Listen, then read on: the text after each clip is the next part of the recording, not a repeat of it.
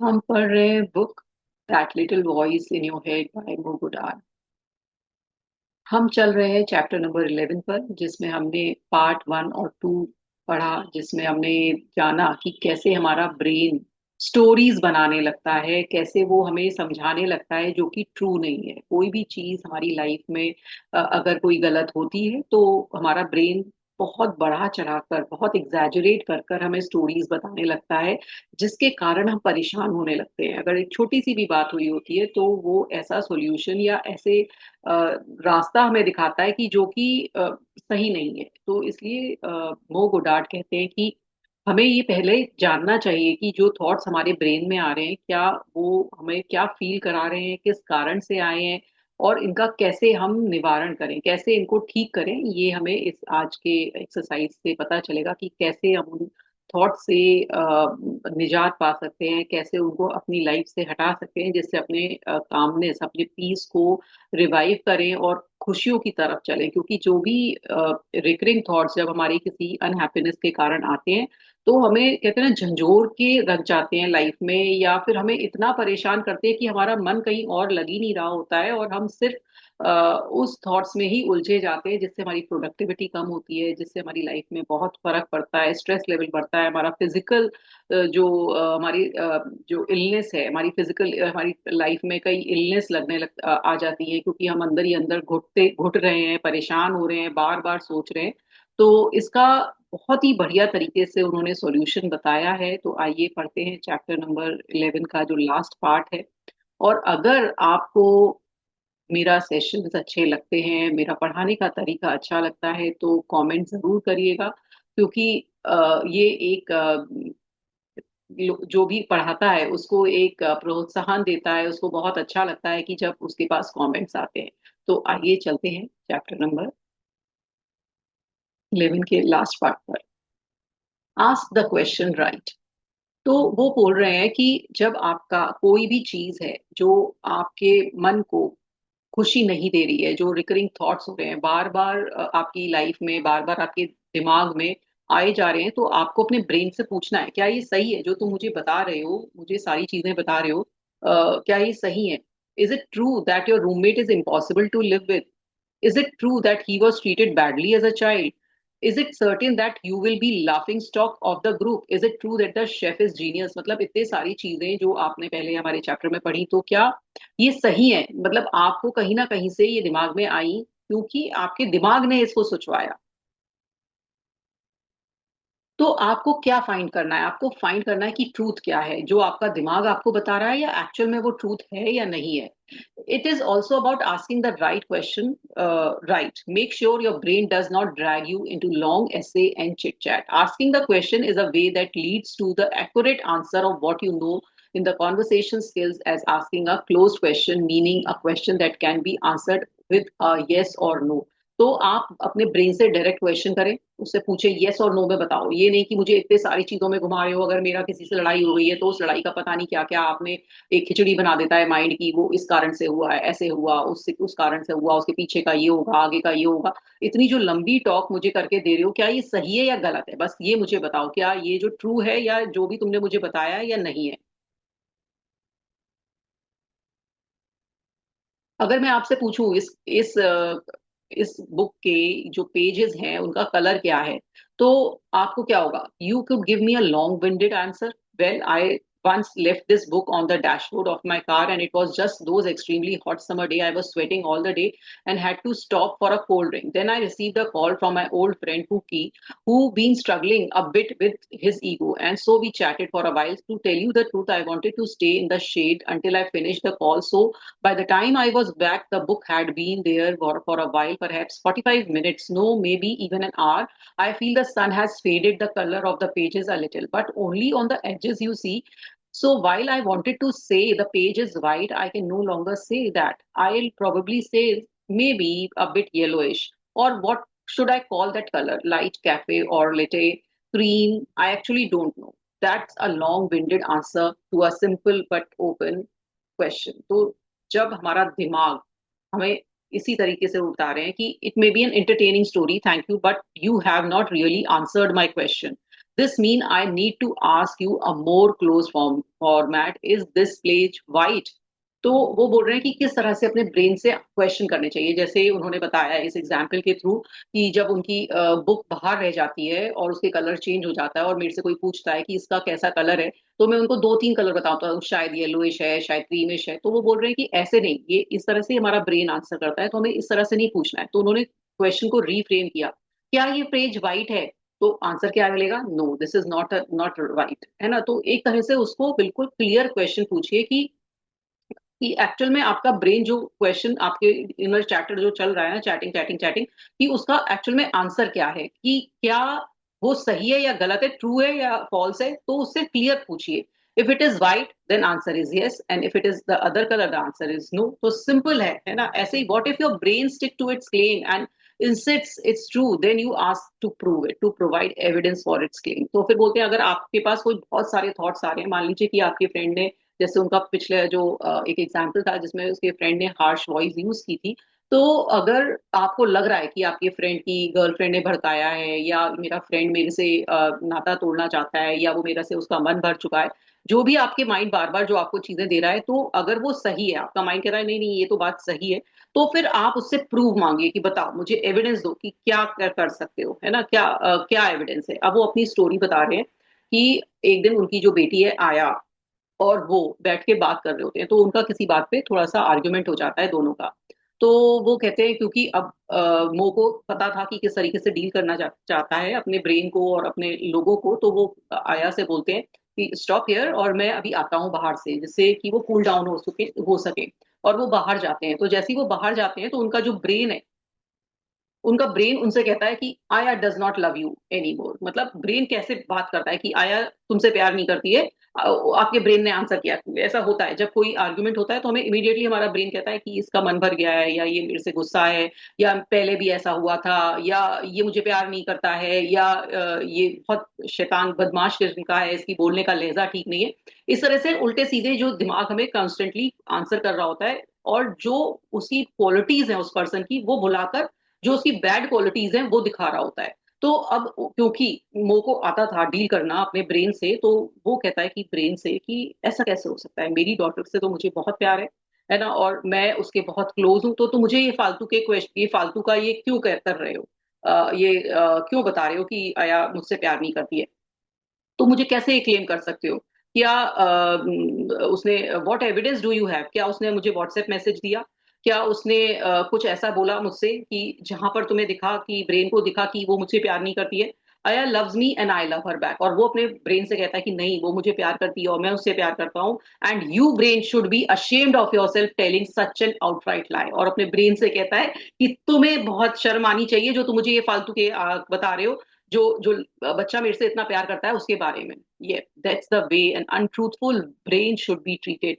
N hour later we met again, और फिर दोनों जब मिलते हैं, दोनों जो अपनी बेटी से मिलते हैं आया से, दोनों जो भी उनका आर्ग्यूमेंट हो रहा होता है वो उसको रिजॉल्व करते हैं, दोनों एक दूसरे को हक करते हैं, और फिर खाना खाते हैं, डिनर पे जाते हैं, और खूब सारी हंसते हंसते हंसते बात करते हैं। लेकिन आपके ब्रेन ने कितना आपको मिसगाइड करने की कोशिश की, मतलब एक तरह से वो गॉसिप करता है आपका ब्रेन, एक तरह से आपके साथ मजे लेता है कि ठीक है, अगर आप मेरी बात मान जाओ तो बहुत अच्छा है।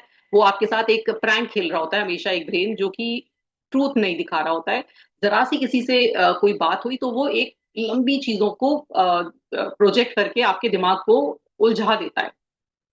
For a thought to be continued as truth, your brain should be provided evidence for its claim. तो वो कहते हैं कि अगर आपको ब्रेन इस तरह से बताता है, तो आपको उस अपने ब्रेन से एविडेंस मांगने चाहिए, उनसे प्रूफ मांगना चाहिए कि भाई ये तो मुझे नेगेटिवली क्यों बता रहे हो। क्योंकि अगर वो विदाउट एविडेंस आपको कोई चीज बताता है, तो उसको ड्रॉप कर दो, उस थॉट को ड्रॉप कर दो then and there. Don't waste a minute of your time being unhappy about life, practical joke. Why would you ever let something that is not true upset you? और जो चीज true ही नहीं है वो आपको क्यों अपसेट कर रही है? तो यानी कि आप गलत बात पर दुखी हो रहे हो, आप उस इनसेसेंट थॉट में क्यों उलझे हुए हो? क्योंकि आपका ब्रेन उलझा रहा है। तो और जो कि ट्रूथ नहीं है, तो इसलिए जब अगर ट्रूथ नहीं है, उसको इन्वेस्टिगेट करो, है ना, उसको देखो कि क्या ये मुझे बता रहा है। जो अपना हैप्पीनेस चार्ट है उसको देखो, what can I do about it, अब मैं इसके लिए क्या कर सकता हूँ।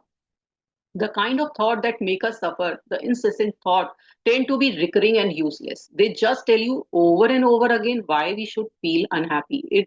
In that there is no help to be found, no progress, and no path to feeling better. They are useless in every way other than what they are designed for, to alert us.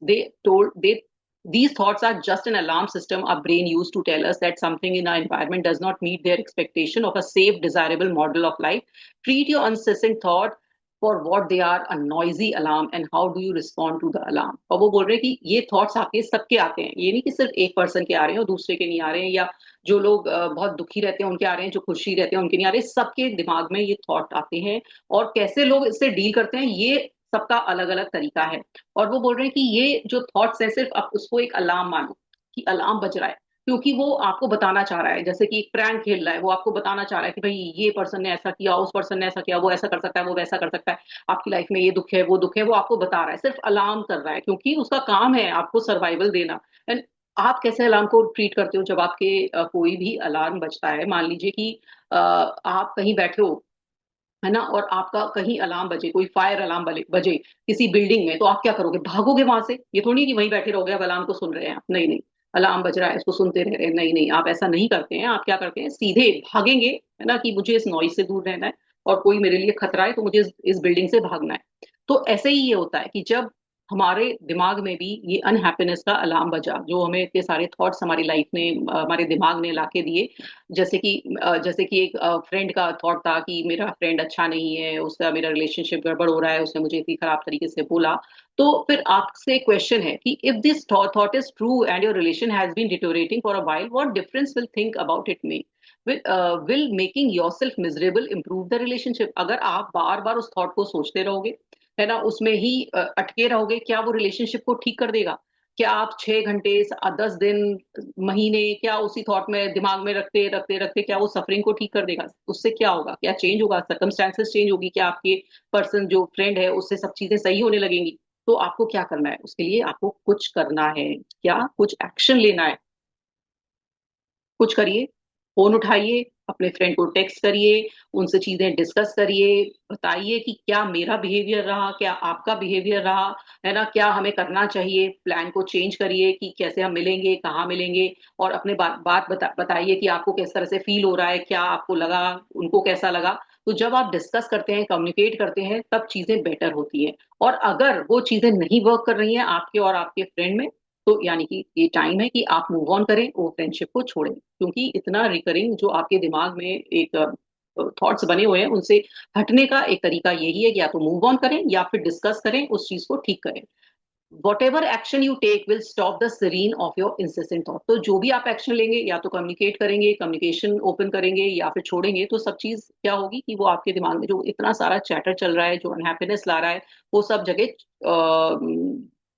खत्म हो जाएगा। और देखिए कितना easy है ये, है ना, क्योंकि जब आप अपने आप से उठते हो, अपनी लाइफ को अपने हाथ में लेते हो, और इंसेंट थॉट को बंद करने का यही तरीका है कि आप आगे बढ़ें और कम्युनिकेट करें, कुछ एक्शन लें, कुछ भी तरीके से।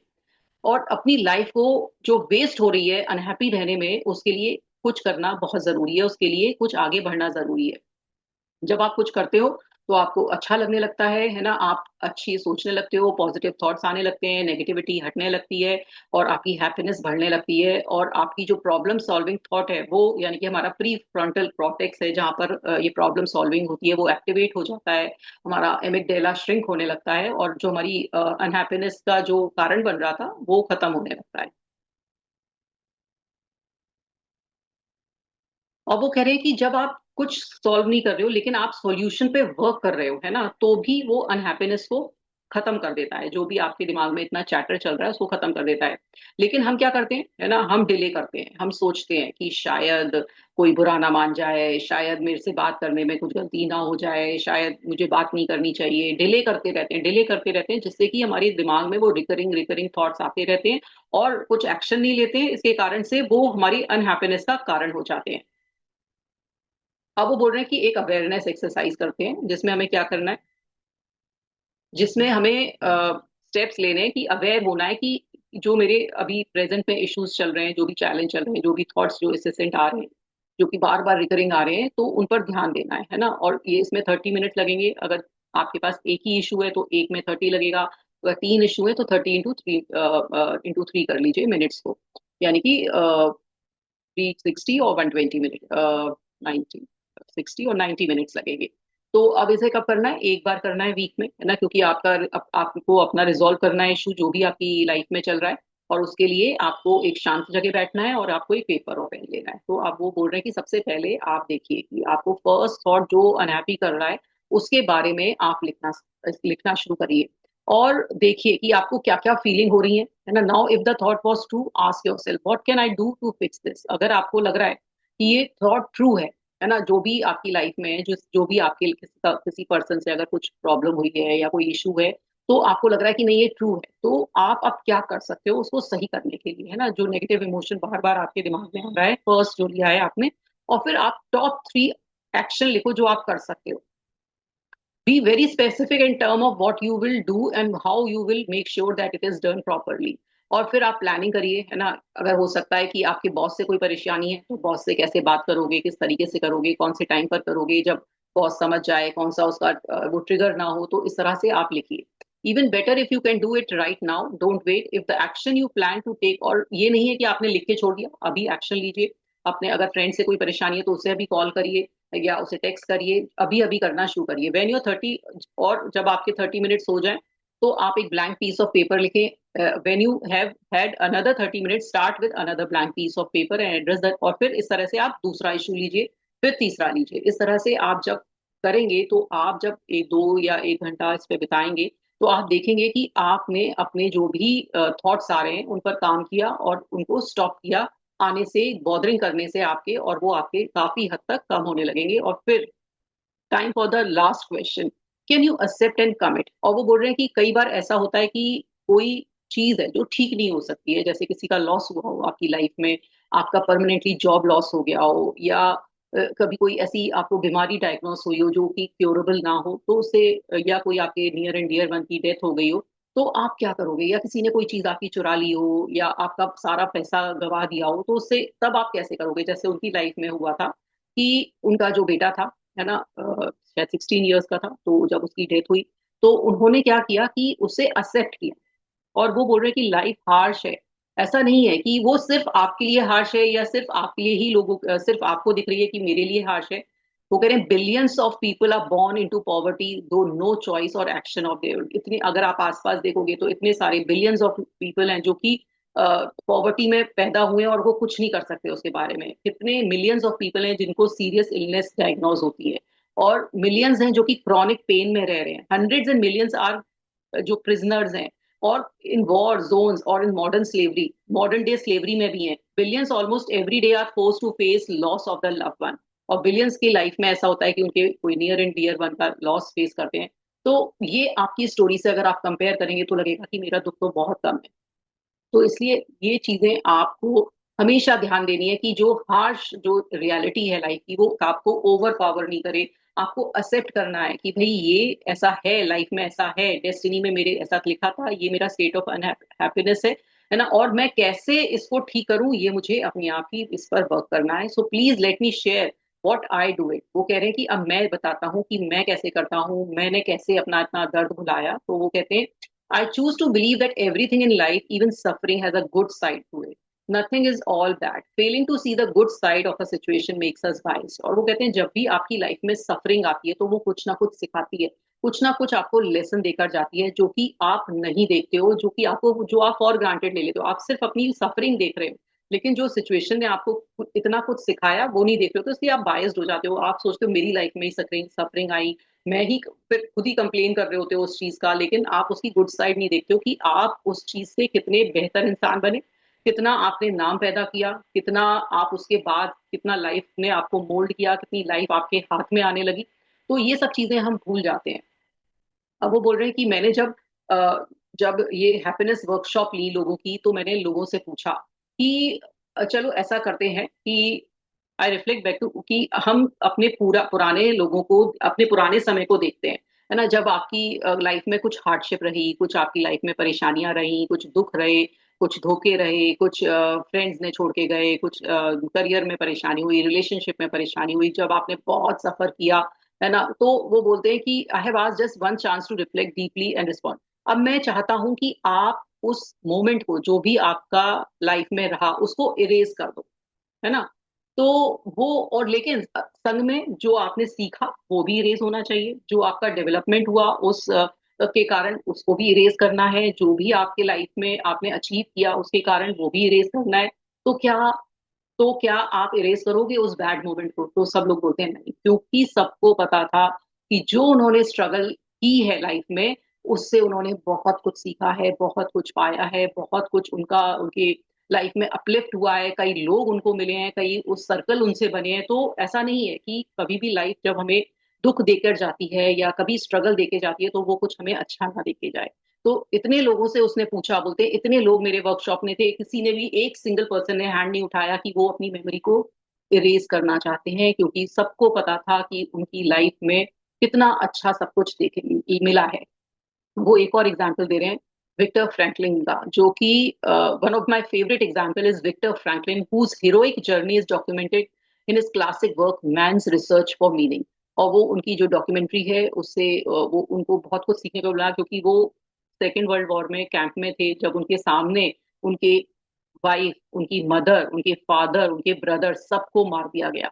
और उन्होंने, लेकिन कहते हैं ना, उस हार्डशिप का अ, अच्छा तरीके से, मतलब एक पॉजिटिव वे में उसको लिया। उन्होंने अपनी लाइफ को ये नहीं सोचा कि मेरी लाइफ बिल्कुल बेकार है, सब लोग मर गए, मुझे इतना टॉर्चर किया जा रहा है, इतनी हार्डशिप्स है।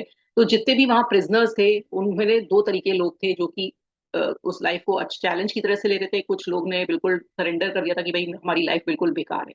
तो विक्टर फ्रैंकलिन वो पर्सन निकले, जब वो वहां से निकले, सरवाइव किए, तो उन्होंने लेक्चर्स दिए। क्योंकि उनके पास क्यों लेक्चर्स थे? क्योंकि उनके पास अपना एक्सपीरियंस था, उनके पास इतनी कुछ चीजें थी कि उनकी लाइफ में इतना कुछ उन्होंने देखा, इतना सफरिंग देखी, जिसके कारण से वो इतना कुछ आगे आगे दे पाए। तो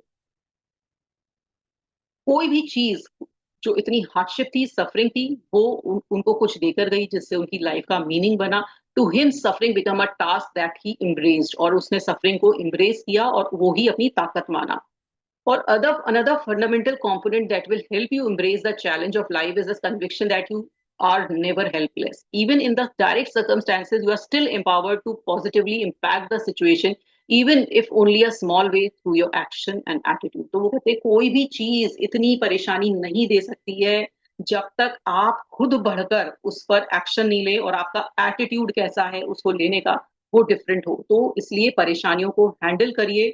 हर की लाइफ में आती हैं, सिर्फ आपकी लाइफ में नहीं आ रही है। आप अपने को विक्टिम ना माने, अपने आप का जो चार्ज है, अपने आप का चार्ज अपने हाथ में लीजिए और चुप मत रहिए। जो भी एक्शन लेना है लीजिए, आगे बढ़िए। Between every moment and your response to it, there is a gap, a moment of buffer where life hand, hands the control over to you. This is when you decide how to react. You have no ability to control the external forces that led to or resulted from the event. But what you can control are the forces within you and how these manifest into real world. तो वो कहते हैं जब भी कोई external environment में change है, external situation आप पर हावी हो रही है, तो आप उनको नहीं चेंज कर सकते हो, सिर्फ अपने आप को, अपने अंदर के जो सेल्फ है उसको चेंज कर सकते हो। कैसे आगे बढ़ना है, कैसे उसके लिए स्ट्रॉन्ग विल पावर चाहिए, वो आपको पैदा करनी है। कई लोग हमें अपने आप को विक्टिम मानते हैं, है ना, उस स्टोरी को रिपीट करते रहते हैं, मेरे साथ ऐसा हुआ, वैसा हुआ, ये हुआ, वो हुआ। लेकिन कई लोग डूअर होते हैं, जो कि उस सर्कमस्टांसेस को अपने हाथ में लेते हैं और अपने हाथ में उस गेम को, ये जो दुनिया का जो गेम है, ये कैसे, वही जैसे उन्होंने बताया था लेट देम थ्योरी में, जिसमें उन्होंने बताया था कि अ, कैसे हम अपने ताश के पत्ते का गेम है, कौन विनर है, कैसे हम अपने पत्ते फेंकते हैं, कैसे हम उसको चलते हैं, चालें चलते हैं, उसी से ही हमारा लाइफ का गेम डिसाइड होता है। तो सेम ऐसे ही है कि हम कैसा गेम खेल के जा रहे हैं। कई लोग होते हैं जो गेम को छोड़ के भी चले जाते हैं कि नहीं, मुझसे नहीं खेला जा रहा है। या कई लोग ऐसे होते हैं जो हारते भी जाते हैं, जिनको लगता है कि भाई हारना ही ठीक है। कई लोग बोलते हैं नहीं, मुझे हारना नहीं है, मुझे किसी भी ट्रिक से, लाइफ में कुछ गलत सही नहीं है, किसी भी ट्रिक से, किसी भी हुक और क्रुक से मुझे ये गेम जीतना है। तो वही लोग सक्सेसफुल होते हैं जो कि अपनी लाइफ को अपने हाथ में लेते हैं। Those who become object have a tendency to resign, to complain about life, acting like helpless children who can only wait for external forces to mend or take away the calamity. लेकिन ऐसे भी लोग होते हैं जो कि सिर्फ रोते रहते हैं, औरों को दोष देते रहते हैं, दूसरों को ठहराते हैं गुनहगार की भाई उनकी लाइफ के वो ही गुनहगार हैं, मैंने तो सब चीज सही करने की कोशिश की, उन्होंने मेरी लाइफ में खराब किया, इसने किया उसने किया। लेकिन और लोग ऐसे होते हैं कि जो दूसरों को गुनहगार ना मान के अपनी लाइफ को खुद अपने हिसाब से चलते हैं। It's your attitude towards your existence that make all the difference. In the words of Viktor Franklin, everything can be taken from a man, but one thing, the last of human freedom, to choose one's attitude. तो सब कुछ human से लिया जा सकता है, लेकिन उसका एटीट्यूड नहीं, कि वो उसका उस पर उसका फ्रीडम है कि वो जो लाइफ है उसको किस तरह से देखता है, वो उसके हाथ में है। अब वो बता रहे हैं कि मैं मुस्लिम हूँ, मैं मुस्लिम कम्युनिटी में मेरा जन्म हुआ है, तो वहां पर सरेंडरिंग बताया जाता है कि सरेंडर कर दीजिए, है ना। Surrendering to life uncontrollably circumstances is the backbone of a culture. तो उसमें ये बताया कि सरेंडर कर दो, जैसी भी लाइफ है हमारी उसमें सरेंडर कर दो। When you accept something you readjust your position in life. जब हम कमिट करते हैं किसी चीज की, सिचुएशन जो हमारी लाइफ में ठीक नहीं हो रही है, मान लीजिए अगर कोई जॉब है जिसमें मेरा जॉब चला गया है, तो आप सरेंडर कर दीजिए, ठीक है चला गया, व्हाट नेक्स्ट, अब मुझे करना क्या है। मैंने सरेंडर कर दिया, ठीक है चला गया, अब मैं दुखी नहीं हूँ, परेशान नहीं हूँ, लेकिन अब मुझे क्या स्टेप लेना है, क्या बेटर स्किल्स हासिल करने हैं, कहाँ कहाँ अप्लाई करना है, किससे बात करनी है, कोई तरीका निकालना है कि अब मुझे नया जॉब मिल जाए। तो वो चीज है कि जहां पर आपको एक्सेप्ट करना है, फिर उसके बाद एक्शन लेना है, ये ही हर जगह बताया गया है। You look down and acknowledge where you are. Then you look forward and you see far ahead and you get ready to run. तो जहां भी हैं वहां रुके हुए हैं तो रुकिए मत। अब देखिए कि आपको कहाँ चलना है, किस रास्ते पे चलना है। जैसे कभी कोई दोराहे पर आ जाते हैं हम, चौराहे पर, और हमें पता नहीं है कि कौन सा डायरेक्शन लेना है, तो आप रुकिए, सोचिए, किसी से पूछिए। पूछते हैं ना भाई, अब तो गूगल मैप है, लेकिन पहले क्या करते थे, हम पूछते थे, रुकते थे, भाई किस साइड है, ये वाली जगह है, इधर तरफ जाएगी या उस जगह जाएगी। फिर आपने किसी से सलाह ली, फिर आप आगे चले। तो इस तरह से आप करिए और अपने आगे बढ़िए। That's the time when you prevail, when you there is enough space for the true game changer that you can come to. Commit, understand that you may never be able to reverse the adversity you are facing. You may never be get your job back, but you can commit to developing yourself and finding a better, जो मैंने बताया कि आप कुछ नहीं कर सकते हो, लेकिन बस ये कर सकते हो कि आप उस जगह से आगे बढ़ें और चीजों में दिमाग लगाएं। कोई रिलेशनशिप टूटा है तो कौन सा आगे बढ़े, ठीक है, टाइम दें अपने आप को, कोई और रिलेशनशिप अच्छा मिलेगा। या फिर आप अपने अपने आप से भी, अपने लाइफ में अपने आप से भी संग में रहकर, अकेले रहकर भी समय बिता सकते हैं, बहुत अच्छा अपने आप के फ्रेंड बनकर भी चल सकते हैं। या आपसे अगर अकेले नहीं रहा जा रहा है तो और रिलेशनशिप नहीं मिलेंगे। तो कोई चीज अगर आपकी लाइफ से छूटी है तो उससे आगे बढ़े।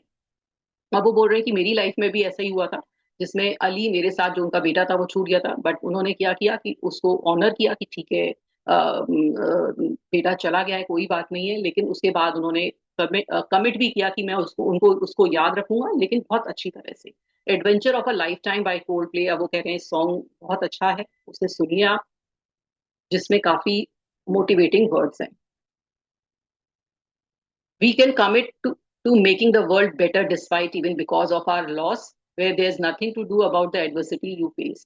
Accept them, commit to make tomorrow a little better than tomorrow and day after tomorrow a little better than today. तो वो कहते हैं हर दिन कल से बेहतर बनाओ और ऐसे ही चलते रहो। ऐसे ही उन्होंने देखा कि जब उन्होंने अली उनकी लाइफ से गए तो उन्होंने अपनी लाइफ का मिशन बनाया कि वो लोगों को खुश रखेंगे। To lose anything, you must have it in the first place. To file the hardship, you must have experienced ease. To feel challenge, you must have compared the harder times with times of prosperity and flow. तो वो कह रहे हैं कि जब भी आपका कोई चीज आपको, अगर आपको हार्डशिप मिली है तो कहीं ना कहीं आपने ईज देखा है। अगर आपको कुछ दुख मिला है तो आपको कुछ आपने सुख देखा है। अगर आपको सुख मिल रहा है तो कुछ आपने दुख देखा है। तो हर चीज के लिए कुछ ना कुछ आपने देखा है, कुछ ऑपोजिट देखा है, तभी ऐसा हुआ है, तभी आपको वो चीज की फीलिंग हुई है। आपको दुख क्यों लग रहा है, क्योंकि आपने कहीं ना कहीं तो सुख देखा था ना। तो सुखी तो थे, तो इसलिए आपकी लाइफ में तो हर चीज आई है। तो आप सिर्फ क्यों क्रिप कर रहे हो कि मेरी लाइफ में ही दुख है, तो आपकी लाइफ में सुख तो था ना, तभी तो ये दुख लग रहा है। तो we forget and fake focus on our feelings of loss, और हम भूल जाते हैं उस सुख वाले दिन को और सिर्फ अपने हार्डशिप, अपने परेशानियों को देखते हैं। और तो आपको तो उस लॉस पर ग्रेटफुल होना चाहिए कि वो आपका हार्ड टाइम अब आपको कुछ सिखा के जाएगा। ये रफ पैच है वो निकल जाएगा, जैसे उनकी बेटे का जो दुख है वो जो कभी मतलब जो उनका जो लॉस है वो कभी वो नहीं है, अनरिपेयरेबल लॉस है। लेकिन उन्होंने क्या किया, उन्होंने उस चीज को एक स्ट्रेंथ माना। उन्होंने अपने बेटे की जो भी लाइकिंग्स थी उनको अपनाया। वो 6 साल हो चुके हैं जब उन्होंने ये बुक लिखी है उनके बेटे की डेथ को। तो उस पीरियड में उन्होंने जो अली करता था उनका बेटा, वो चीजें करना शुरू करी, उनके फ्रेंड से मिलना शुरू किया अली के। उसने उन्होंने वीडियो गेम जो कि अली को, जिसमें वो अली चैंपियन थे, लेजेंडरी थे, अली लेजेंडरी था, वो खेलना शुरू किया। और वो ही म्यूजिक सुनना शुरू किया जो उनका बेटा करता था उनकी मेमोरी में। और वो बोलते हैं कि जब वो एक गेम खेला करता था उनका बेटा, हेलो करके, और जब वो उनके साथ खेलते थे अली के साथ तो वो हार जाते थे। लेकिन जब वो चला गया उनका बेटा अली, तो उन्होंने एक टारगेट बनाया कि मैं अब इस गेम को जीत के दिखाऊंगा। और जैसे जैसे उसमें, जैसे हम कोई भी गेम खेलते हैं उसमें जब चैलेंज आता है तो हमारा दिमाग और तेजी से काम करने लगता है। आपने कभी भी देखा होगा अगर गेम खेला होगा तो और तेजी से करता है। और जब आप वो चैलेंज जब आता जाता है तो आपका माइंड और ट्रेंड होता जाता है और आप फिर वो लेवल टू लेवल आप क्रॉस करने लगते हो अगर आपने कोई भी गेम खेला हो। क्योंकि गेम भी एक टाइप ऑफ एडिक्शन बन जाता है क्योंकि आपको मजा आने लगता है जब आप उस चैलेंज को डील करने लगते हो। तो ऐसे ही उन्होंने किया कि जब उन्होंने वो गेम खेलना शुरू किया, बहुत टफ गेम है जो हेलो गेम है, शायद वर्ल्ड में खेला जाता है ये। और इसमें वो जब जैसे उनके बेटा बहुत इजीली खेल लेता था और एक टाइम पर अब वो बोलते हैं कि मैं भी उसमें एक लेजेंडरी प्लेयर बन गया हूँ और मैंने धीरे धीरे उसके हर टास्क और हर चीज को पार कर लिया है। और वो बोलते हैं I felt no pressure I enjoyed the challenge I even wanted them to be harder because the harder they become the more skilled I become as a result. तो वो बोलते हैं जैसे जैसे उसमें चैलेंज हार्ड आया और मैं और चाहता था कि और हार्ड आए क्योंकि मुझे अब जीतने का चस्का लग गया था और मुझे वो समझ में आने लगी था सबकी कि मुझे कैसे जीतना है। और वो बोलते हैं कि ऐसे ही लाइफ में होता है ना, ऐसे ही लाइफ में होता है कि जब हमारा ये गेम है और जब हमारे गेम के चैलेंज थ्रो कर रहा है भगवान, हमें चैलेंज दे रहा है, तो कहते हैं भगवान दो चैलेंज दो, मैं उसको बेहतर तरीके से उसमें से निकल के दिखाऊंगी या दिखाऊंगा। क्योंकि यही तो गेम है जो हमें जिंदगी में खेलने आए हैं। क्योंकि भगवान चैलेंज देगा हमें और हमें उससे निकलना आता है, सीख जाएंगे। जब हमारे पास चैलेंज चैलेंज आते हैं तो हमें एक तरीके से उसे उससे डील करना आ जाता है with time. There is no winning in life, लेकिन लाइफ में कोई जीतना नहीं होता है, बस एक होता है कि हमें कितनी अपॉर्चुनिटी मिल रही है लर्न करने की। अब वो बोल रहे हैं कि I finished hello as a legendary player, today I rank among the top 2% of the player in the world. और वो वर्ल्ड के 2% प्लेयर्स में आ गए हैं क्योंकि इतना अच्छा वो खेलने लगे हैं। और वो बोल रहे हैं कि अली मेरे पर प्राउड फील कर रहा होगा कहीं से जहां से मुझे देख रहा होगा। और मुझे ऐसा लग रहा है कि मैं ग्रेटफुल हूँ कि अली ने मुझे ये सिखाया। और बी अब कुछ भी आप हो, चाहे be a video gamer, when the game become tough, real games don't put their controllers down and complain। तो अगर जैसे हम गेम खेल रहे हैं तो जब वो टफ हो रहा है तो क्या हम कंप्लेन करते हैं कि ये एआई हमें क्यों टफ गेम दे रहा है, या इसने इतनी चालें क्यों इतनी तेज कर दी, या इसने मूव्स इतने क्यों टफ कर दिए। हम खेलते जाते हैं, हम चैलेंज को लेते जाते हैं और हम खेलते जाते हैं और हम और मजा आ रहा होता है। तो हम अपनी लाइफ में क्यों उतना चैलेंज पर दुखी होते हैं, क्यों हम अपनी लाइफ में ये क्यों नहीं कहते हैं कि चैलेंज आएगा और मैं एज अ लेजेंडरी प्लेयर उसको खेल कर दिखाऊंगा जैसी मेरी लाइफ है।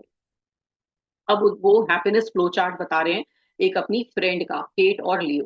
अब वो बता रहे हैं कि केट और लियो की स्टोरी। केट उनकी फ्रेंड है मो की, और लियो उनका बॉयफ्रेंड है जो कि उन्हें मिला और उनमें एक अट्रैक्शन हुआ और उनका रिलेशनशिप बना। लेकिन केट, क्योंकि जो लियो थे वो दूसरी कंट्री से थे और उनका काफी अच्छा रिलेशनशिप चल रहा था, दोनों बहुत खुश थे, दोनों अपनी अपनी जॉब में थे और दोनों बहुत अच्छी लाइफ दोनों बिता रहे थे कि सडनली जो लियो दूसरी कंट्री से थे उनका वीजा कैंसिल हो गया और लियो को अपनी कंट्री जाना पड़ा। और केट बहुत अच्छे अपने जॉब के मुकाम पर थी तो उन्होंने सोचा नहीं, मैं उनकी कंट्री नहीं जाऊंगी क्योंकि मेरा जॉब बहुत अच्छा है। और वो लियो चले जाते हैं अपनी कंट्री और वो इधर रह जाती है।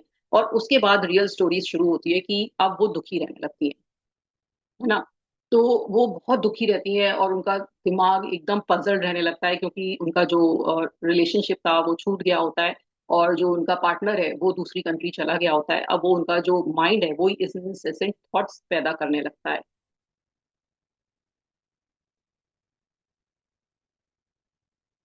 ना। और वो बार बार थॉट्स पैदा कर रहा होता है और उसके बाद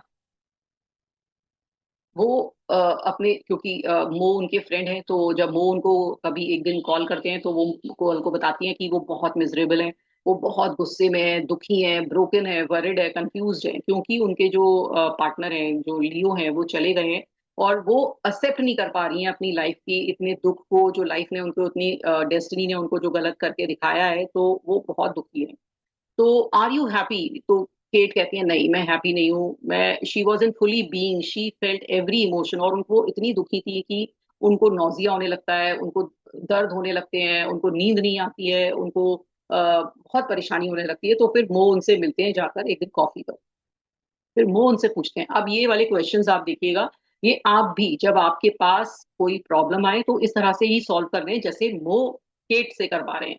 अब वो केट से कहते हैं कि आपको कैसा लग रहा है? तो केट कहती है कि भाई, इतना दुखी हो जाती हैं जब उनसे ये पूछते हैं वो, कि उनके आंसू बहने लगते हैं, गुस्सा आने लगता है, उनको इंसल्ट लगने लगती है कि उनकी लाइफ ने उनके साथ क्या किया।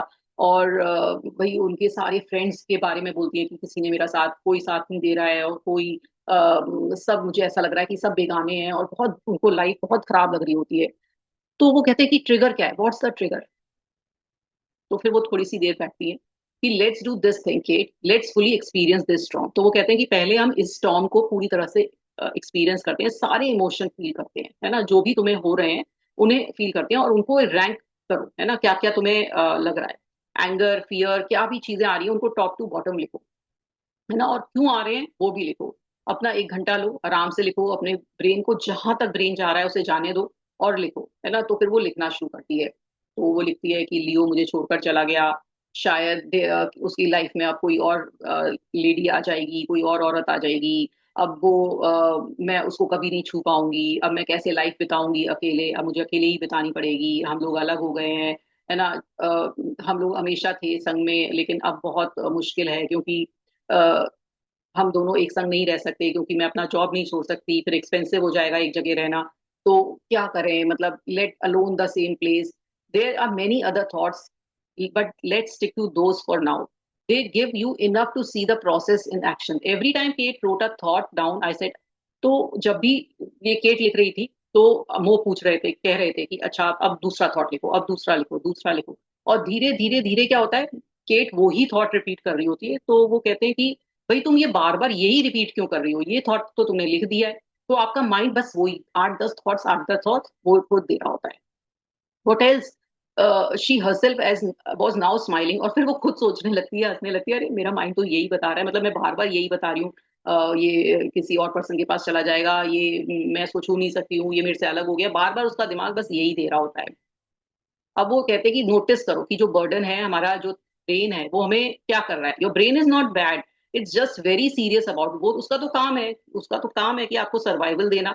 तो वो अपना काम कर रहा है, वो आपको 10 तरह के, 5-6 तरीके के थॉट्स बार बार सोचवा रहा है ना, और वो अपना काम बहुत अच्छी तरह से कर रहा है, लेकिन आप परेशान हो रहे हो। So to help you find a breather, experience that storm as long as it take the calm side. और वो कह रहे हैं कि अपना जो भी दुख है, पहले पूरी तरह से दुख को फील करो, जैसे हमने ईएफटी टेक्निक में करा था, जिसमें हम पहले अपने इमोशन को बाहर निकालते हैं जो हमारे अंदर आ रहा होता है। तो सेम वो कह रहे हैं कि अपने अंदर से वो जो भी एंगर, फ्रस्ट्रेशन है, जो भी परेशानियां है, वो पहले निकालो, लिखो। जैसे जैसे आप लिखने लगोगे तो आपको लगेगा कि आप काम हो रहे हो। It's just a matter of three simple questions. We will address those thoughts one by one. It all start with one question. Is it true? अब वो बोल रहे हैं कि अब अपने दिमाग से पूछो जो तुमने लिखा है, योर, वो तुम्हारा जो टॉप थॉट था उसमें था ही left me, is that true Kate? तो क्या ये सही है कि वो तुम्हें छोड़ के चला गया है? तो वो कहती है हाँ ये सही है। तो कैसे गया वो छोड़कर तुम्हें? वो पूछते हैं कि वो चला गया दूसरी कंट्री, ऐसे चला गया वो मुझे छोड़ के। बोला क्यों गया वो? तो वो बोलती है कि या क्या वो तुम्हें छोड़ना चाहता था, क्या वो तुमसे दूर जाना चाहता था? तो वो कहती है नहीं, तो वो तो मुझे बहुत प्यार करता था और मेरे से हग करके गया और मुझसे बहुत अच्छी तरह से मिलके गया। तो फिर क्या, क्यों गया वो? तो वो कहती है कि उसने अपना काम आगे रखा मेरे से, और उसका वीजा भी एक्सपायर हो गया था, तो वो चला गया। तो वो कहता कि सही बात है कि वो रुक नहीं सकता था, वो क्या वो रुक सकता था? तो बोलती है नहीं, वो नहीं रुक सकता था, क्योंकि उसका वीजा एक्सपायर हो गया था। तो तो फिर वो बोलता है कि तुम क्यों नहीं गई? वो कहती है कि मेरा जॉब तो बहुत अच्छा था, तो मैं क्यों चली जाती? तो फिर वो बोलता है कि वो छोड़ के गया था या तुमने छोड़ा उसको? अब वो चुप हो जाती है एकदम, कहते हैं ना, दिमाग उसका एकदम सन रह जाता है जब वो उससे पूछते हैं, क्योंकि अभी तक उसका दिमाग ये बता रहा था कि वो छोड़ के गया। उसके दिमाग ने तो ये बताया ही नहीं, क्योंकि एक्चुअल में वो नहीं गई थी। तो वो कहती है हाँ, but I kept going, I asked her if she said she couldn't go, with him. She eventually admitted that she had decided to stay because of her career was booming and actually she didn't want to leave her friend and family here. और वो इसलिए नहीं गई उसके साथ क्योंकि वो अपनी फ्रेंड्स और फैमिली नहीं छोड़ना चाहती थी। और कहाँ उसका ब्रेन ये कह रहा है कि भाई वो चला गया। तो कितना गलत हमें बता रहा है। तो कौन छोड़ के गया? वो उसे समझाते हैं, कौन छोड़ के गया? तुमने छोड़ा उसे, ना कि वो छोड़ के गया। तो वो कह रहे हैं कि ये थॉट सही नहीं है जो आपको ये आ रहा है, इसलिए ड्रॉप कर दो। ही लेफ्ट मी, इसको छोड़ दो। अब वो कहते हैं नेक्स्ट थॉट कि there will be other women in his life. अब वो कहते हैं कि दूसरा थॉट तुम्हारा ये है कि उसकी लाइफ में और वुमेन आएगी। तो वो कहते हैं कि ये क्या बहुत परेशानी का विषय है क्या? Is that true? What do you mean? Of course it is. वो कहते हैं कि कैसे? वो तो है ही, क्या कोई और वुमेन आएगी तो मुझे बहुत खराब लगेगा।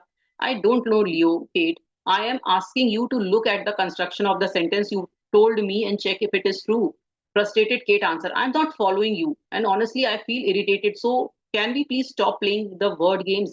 I smiled understandingly and said, how can something be true if it is has not happened yet? और वो कहते हैं कि ये तुमने ये थॉट्स लिखा कि वो कोई और अदर वुमेन के साथ है, क्या वो है नहीं है? तो तुम क्यों अपनी स्टोरीज बना रही हो? कैसे देखो एनालाइज करा रहा है वो।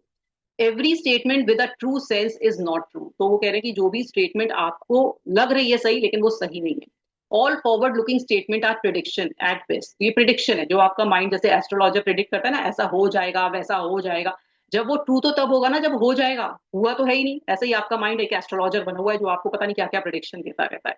I learned that in the stock market, a well-fed individual with a shiny title and an expensive suit sits in front of a camera and assures the viewers that the market is going to crash.